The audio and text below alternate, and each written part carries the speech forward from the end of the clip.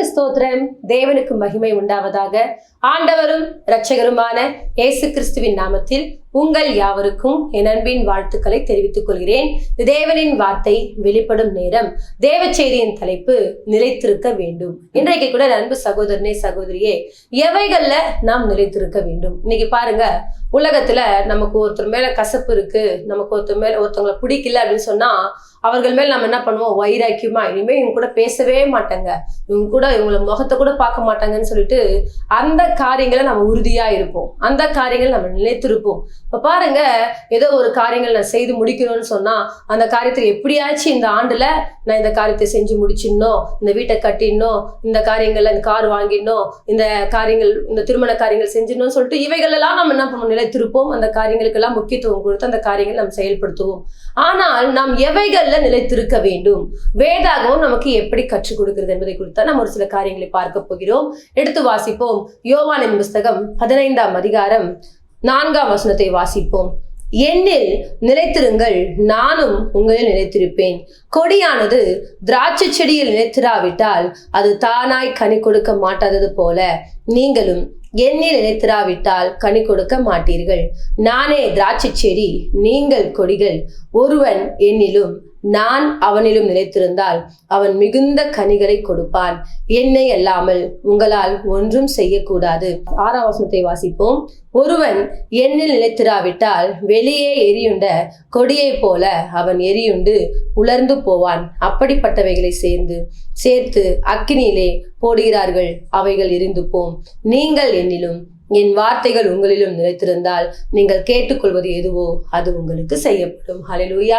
யோவானின் புஸ்தகம் 15ஆம் அதிகாரம் 4ஆம் வசனத்திலிருந்து நம் 7 வசனங்களை வாசிக்கும் பொழுது அவைகளை அழகா ஆண்டு சொல்றாரு, என்னில் என்ன பண்ணோம்? நிலைத்திருக்க வேண்டும். நாம் இன்றைக்கு ஆண்டவராகிய இயேசு கிறிஸ்து சொன்ன அந்த வார்த்தைகள் நம்ம என்ன பண்ணுமாம்? நிலைத்திருக்க வேண்டுமாம். ஹல்லேலூயா.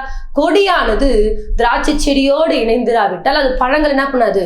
கொடுக்காது. அது எப்பொழுது அந்த செடியோடு கூட இணைந்து கொண்டு அது செயல்படுதோ அப்பொழுதுதான் மிகுந்த கனிகளை கொடுக்கும்.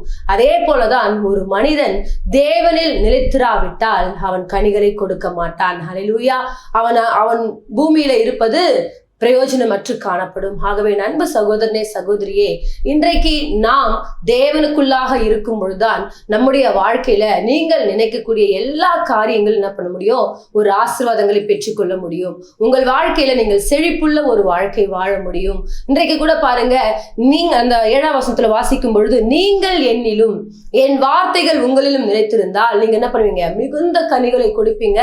நீங்கள் எதையெல்லாம் கேட்கிறீங்களோ அதெல்லாம் கர்த்தர் உங்களுக்கு கொடுப்பாராம். ஹல்லேலூயா. அப்ப யார் ஒருத்தர் தேவனுடைய வார்த்தைகளை தனக்குள்ளாக வைத்துக்கொண்டு அந்த வார்த்தைகளின் பிரகாரமாய் தேவனிடத்துல விண்ணப்பம் பண்றீங்களோ அவர்களுக்கு தான் கர்த்தர் என்ன பண்ணுவார்னா உடனே பதில் கொடுக்கக்கூடியவரா இருப்பார். கர்த்தாவே, நீங்க சொன்னீங்களே உன்னை அதிசயங்களை காண பண்ணுவேன்னு சொன்னீங்களேன்னு சொல்லும் பொழுது தேவன் அந்த வார்த்தையின் பிரகாரமாய் நீங்கள் தேவனிடத்துல ஜெபிக்கும் பொழுது அந்த வார்த்தை உங்கள் வாழ்க்கையில பலிக்கக்கூடியதாய் மாறும். ஹல்லேலூயா. இப்ப பாருங்க, தேவ சமூகத்துல நாம் எதற்குள்ளாக நிலைத்திருக்க வேண்டும் என்று சொன்னால் தேவனுடைய வார்த்தைக்குள்ளாக நிலைத்திருக்க வேண்டும். எந்த மனுஷன் தேவனுடைய வார்த்தைக்குள்ளாக நிலைத்திருக்கிறானோ அவன் கேட்டுக்கொள்வதை கர்த்தர் அவருக்கு செய்து முடிப்பார். ஹல்லேலூயா. பாருங்க, என்னுடைய வாழ்க்கையில கூட பாருங்க, ஆண்டவர் சொன்னாரு, என் உண்மையும் என் கிருபையும் அவனோடு இருக்கும், நாமத்தினாலன் கொம்பு உயரும் சொல்லிட்டு எனக்கு கர்த்தர் 2008 ஒரு வாக்குத்தத்தம் பண்ணார்.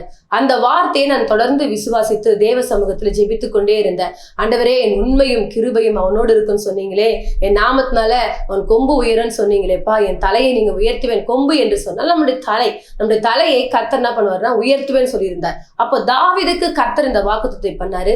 அந்த வார்த்தையை நான் விசுவாசித்தேன். ஒரு நாள் சாதாரணமா இருந்த என்னை கர்த்தர் இன்றைக்கு உங்கள் மத்தியில பேசும்படிக்கு கர்த்தர் கிருபை செய்தார். நல்ல ஒரு ஊழியத்தை கொடுத்து அநேக ஆத்துமாக்களை கொடுத்து தேவனுடைய நாமத்தை மகிமைப்படுத்துவதற்கு கர்த்தர் என்னையும் ஒரு கருவியாய் பயன்படுத்தி வைத்திருக்கிறார். காரணம் தேவனுடைய வார்த்தை. ஹல்லேலூயா. இந்த வார்த்தையை நான் விசுவாசித்தேன். இந்த வார்த்தை எனக்குள்ளாக நான் வைத்துக் கொண்டேன்.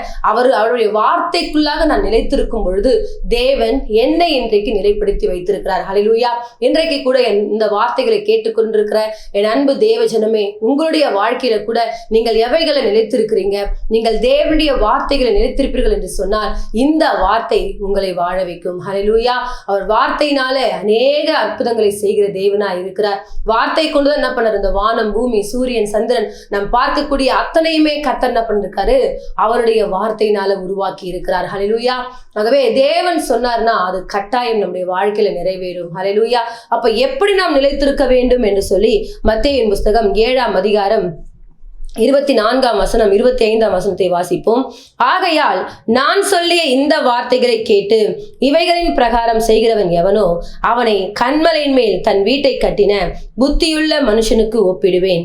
பெருமழை சொரிந்து பெருவெள்ளம் வந்து காற்று அடித்து அந்த வீட்டின் மேல் மோதியும் அது விழவில்லை, ஏனென்றால் அது கன்மலையின் மேல் அஸ்திவாரம் போடப்பட்டிருந்தது. ஹல்லேலூயா. இந்த நாள்ல கூட பாருங்க, நான் சொல்லிய இந்த வார்த்தைகளின் பிரகாரமா யார் ஒருத்தர் கேட்டு நடக்கிறீங்களோ அவருடைய வாழ்க்கையில பெருவெள்ளம் வந்தாலும் பெருவெள்ளம் வந்தாலும் காற்று அடித்தாலும் எது வந்தாலும் என்ன பண்ணாது, அந்த வீடு விழுந்து போகாது. ஏன்னு சொன்னா அது கன்மலையின் மேல கட்டப்பட்ட வீடாய் காணப்படுகிறது. ஹல்லேலூயா. யார் ஒருத்தர் இன்றைக்கு தேவனுடைய வார்த்தைகளை தனக்குள்ளாக வைத்துக் கொண்டிருப்பீங்களோ உங்களுடைய வாழ்க்கையில எப்பேற்பட்ட வியாதிகள் வந்தாலும், உங்களுடைய வாழ்க்கையில கடன் வந்தாலும், உங்களுடைய வாழ்க்கையில பிரச்சனைகள் வந்தாலும், போராட்டங்கள் வந்தாலும், உங்களுடைய வாழ்க்கையில சமாதான குறைவுகள் காணப்பட்டாலும் நீங்கள் இந்த தேவனுடைய வார்த்தைகளை உங்களுக்குள்ளாக வைத்திருக்கும் பொழுது இந்த வார்த்தையானது எல்லாவற்றையும் ஜெயிப்பதற்கு கர்த்தர் உங்களுக்கு கிருபை செய்திருக்கிறார். ஹல்லேலூயா. ஆகவே நீங்கள் தேவனுடைய வார்த்தைகளை உறுதியாய் பிடித்துக் கொள்ளுங்கள். இப்ப பாருங்க, மணல் மேல கட்டப்பட்ட வீடு சின்னதா என்ன பண்ண, ஒரு மழை வந்தாலும் காற்று அடிச்சாலும் என்ன பண்ண, உடனே விழுந்து போயிடும். காரணம் அது ஸ்ட்ராங்கா இல்லை. அப்போ ஒரு மனுஷன் உறுதியா இருக்கணும்னு சொன்னா, ஒரு மனுஷன் தேவனுடைய வார்த்தைக்குள்ளாக நிலைத்திருப்பான் என்று சொன்னால் அவனுடைய வாழ்க்கையில எப்பேற்பட்ட பிரச்சனைகள் வந்தாலும் அவன் தாங்கி கொண்டு அவன் உறுதியாய் நிற்பதற்கு காரணம் தேவனுடைய வார்த்தை. ஹல்லேலூயா. அப்போ இந்த வார்த்தைகளை உங்களுக்குள்ளாக நீங்கள் வைத்துக் கொள்ளும் பொழுது உங்களையும் கர்த்தர் அப்படிப்பட்ட உயர்வுக்குள்ள கொண்டு போவார். ஹல்லேலூயா. இந்த நாள்ல கூட இந்த வார்த்தைகளை கேட்டுக்கொண்டிருக்கிற அன்பு சகோதரனே, சகோதரியே, நீங்கள் மிகுந்த கனிகளை கொடுக்க வேண்டுமா, நீங்கள் தேவனுக்குள்ளாக உறுதியா நிலைத்திருக்க வேண்டுமா, உங்களுக்குள்ளாக தேவனுடைய வார்த்தை மிகவும் அவசியம். ஹல்லேலூயா. ஏன் அப்படின்னு சொன்னா, வானமும் பூமியும் ஒழிந்து போனாலும் என் வார்த்தைகள் என்ன பண்ணது, ஒழிந்து போகாது. ஹல்லேலூயா. அப்போ தேவனுடைய வார்த்தை ஒருபோதும் ஒழிந்து போகாது. அதுல ஒரு எழுத்தின் உருப்பாக என்ன பண்ணது, அவமாய் போகாது. இப்போ தேவன் சொன்னார்னா அது நிச்சயமாய் நடக்கும். அவர் சொன்ன வார்த்தை ஒவ்வொன்றுமே உண்மையுள்ள வார்த்தைகளாகவே இந்த நாள்ல கூட நீங்கள் தேவனுடைய வார்த்தைகளை விசுவாசிப்பீர்கள் என்று சொன்னால், நான் சொல்லிய இந்த வார்த்தைகளை கேட்டு யார் ஒருத்தர் அதை கடைபிடித்து நடக்கிறீங்களோ அவர்களை பூமியில் உள்ள சகல ஜாதிகளிலும் நான் உங்களை மேன்மையாக வைப்பேன் என்று சொல்லி உபாகமம் 28:1 சொல்றாரு. ஹல்லேலூயா. அப்போ தேவனுடைய கட்டளைகளையும் கற்பனைகளையும் கை கொள்ற பிள்ளைகளுடைய வாழ்க்கையில கர்த்தர் அப்பேற்பட்ட உயர்வை கொடுக்க வல்லவராய் இருக்கிறார். ஹல்லேலூயா. ஆகவே நீங்கள் கூட தேவனுடைய வார்த்தையில நிலைத்திருங்க. அந்த கர்த்தர் இந்த வருஷத்துல எத்தனையோ வாக்குத்தத்தங்களை கர்த்தர் உங்களுக்கு கொடுத்திருப்பார். அந்த வார்த்தைகளை உங்களுக்குள்ளாக வைத்திருங்க. இங்க சபையில கூட ஒரு வாக்குத்தத்தத்தை கர்த்தர் கொடுத்திருந்தார். உன் களஞ்சியங்கள் பூர்ணமாய் நிரம்பும், உன் நாளைகளில் திராட்சரசம் புரண்டோடும். அந்த வார்த்தையை சபையின் பிள்ளைகள் விசுவாசிச்சாங்க. அதை தொடர்ந்து அறிக்கை செய்து கொண்டே இருந்தாங்க. இன்றைக்கு ஒவ்வொரு பிள்ளைகளும் வந்து சாட்சி சொல்லி கொண்டிருக்கிறாங்க. கர்த்தர் எங்களுடைய களஞ்சியங்களை ஆசீர்வதித்துக் கொண்டிருக்கிறார். நாங்கள் கையிட்டு செய்கிற வேலைகளை கர்த்தர் ஆசீர்வதித்துக் கொண்டிருக்கிறார். அப்ப பாருங்க, யார் ஒருத்தர் வார்த்தையை அதிகமாய் விசுவாசிக்கிறீங்களோ, அந்த வார்த்தையில நிலைத்திருக்கிறீங்களோ, கர்த்தர் சொன்ன வார்த்தையை யார் ஒருத்தர் மீறாமல் அந்த வார்த்தையை தனக்கென்று எடுத்துக்கொண்டு அதன் பிரகாரமாய் நடக்கிறீங்களோ நீங்கள் மிகுந்த கனிகளை கொடுப்பீர்கள். நீங்கள் என்னிலும் என் வார்த்தைகள் உங்களில் நிலைத்திருந்தால் நீங்கள் கேட்டுக்கொள்வது எதுவோ அது உங்களுக்கு செய்யப்படும் என்று சொன்னது போல, நீங்கள் எதெல்லாம் கேட்கிறீங்களோ அதை எல்லாவற்றுமே கர்த்தர் உங்களுக்கு செய்ய வல்லவரா இருக்கிறார். ஹல்லேலூயா. இன்றைக்கு கூட பாருங்க, நிறைய பேரு இந்த வார்த்தை இல்லாம ஜெபம் பண்றாங்க, எனக்கு எதுவுமே பதில் கிடைக்க மாட்டேங்குதுங்க, என் வாழ்க்கை இப்படியே போயிட்டு இருக்குங்க, நான் கிட்டத்தட்ட 10 வருஷமா ஆண்டரை தேடி கொண்டிருக்காங்க, 15 வருஷமா தேடுறேங்க, நான் அப்படியே போயிட்டு இருக்குங்க என் வாழ்க்கை அப்படின்னு சொல்லிட்டு இப்படிதான் புலம்பிக் கொண்டிருக்கிறீங்க. யார் ஒருத்தர் உண்மையாய் தேவனுடைய வார்த்தை தனக்குள்ளாக வைத்துக்கொண்டு அந்த வார்த்தையின் பிரகாரமாய் நீங்கள் நடக்கிறீங்களோ, நீங்கள் எதெல்லாம் கேட்கிறீங்களோ அதெல்லாம் கர்த்தர் உங்களுக்கு செய்ய வல்லவராய் இருக்கிறார். ஹல்லேலூயா. 2 நாளாகமம் 20ஆம் அதிகாரம் 1ஆம் வசனத்தில் நீங்கள் வாசிக்கும் பொழுது, யோசபாத் ராஜாவுக்கு விரோதமாக 3 நாட்டு படையினர் வருவாங்க. மோவாபியர், சேயீர் மலை தேசத்தார், அம்மோனியர், இந்த 3 நாட்டு படையினர் வரும்பொழுது யோசபாத் ராஜா பயப்படுறாரு. ஆண்டவரே, நான் என்ன பண்ண போறேன்னு தெரியலையே, 3 நாட்டு படையினர் வராங்களே, நாங்களும் கொஞ்ச ஜன ஜனங்களா இருக்கிறோமே, என்ன காரியங்கள் செய்ய போறோம்னு சொல்லிட்டு அவங்க பயந்து கொண்டிருக்கிற நேரத்துல அவருக்கு தெரியும், நான் தேவ சமூகத்துல நோக்கி பார்த்தால் அவருடைய வார்த்தை எனக்குள்ளாக இருக்கிறது, அந்த வார்த்தையின் பிரகாரமா நான் போய் ஜெபம் பண்ணுவேன், நான் பயப்படும் நாளிலே கர்த்தர் என்ன பண்ணுவாரு, எனக்கு பதில் கொடுப்பாருன்னு சொன்னது போல அவருக்கு பயம் வந்த நேரங்கள்ல அவருக்கு பயம் வந்த நேரத்துல யோசபாத் ராஜா கர்த்தரை நோக்கி விண்ணப்பம் பண்ணினார். ஹல்லேலூயா. இப்போ அவர் மாத்திரமல்ல, அவரோடு கூட இணைந்த இஸ்ரவேல் ஜனங்கள் எல்லாரும் ஓடி வந்து தேவ சமூகத்துல காத்திருந்தாங்க. கர்த்தர் அவர்களுக்கு ஒரு ஆலோசனை கொடுத்தார், நீங்கள் சும்மா இருப்பீர்கள், யுத்தம் என்னுடையது. ஹல்லேலூயா. இப்ப பாருங்க, இவங்க ஒன்றும் இல்ல, கர்த்தரை நோக்கி பாடி தேவனுடைய நாமத்தை துதி செய்தாங்க. யாரெல்லாம் அவர்களுக்கு விரோதமாய் வந்தார்களோ அவர்கள் தங்களுக்கு தாங்களே வெட்டுண்டு மடிந்து போனார்கள். ஹல்லேலூயா. அப்போ யார் ஒருத்தர் தேவனுடைய வார்த்தையில நிலைத்திருந்து அந்த வார்த்தைகளை கடைபிடித்து நடக்கிறீங்களோ உங்களை கர்த்தர் ஆசீர்வதிக்க தேவன் வல்லவராய் இருக்கிறார். உங்களுடைய வாழ்க்கையில கர்த்தர் ஒரு பெரிய ஜெயத்தை கொடுக்க வல்லவராய் இருக்கிறார். ஆகவே அன்பு சகோதரனே, சகோதரியே, உங்களுடைய வாழ்க்கையில எப்பேற்பட்ட துன்பங்கள் வந்தாலும் பிரச்சனைகள் வந்தாலும் சோர்ந்து போய் நிற்காதீங்க.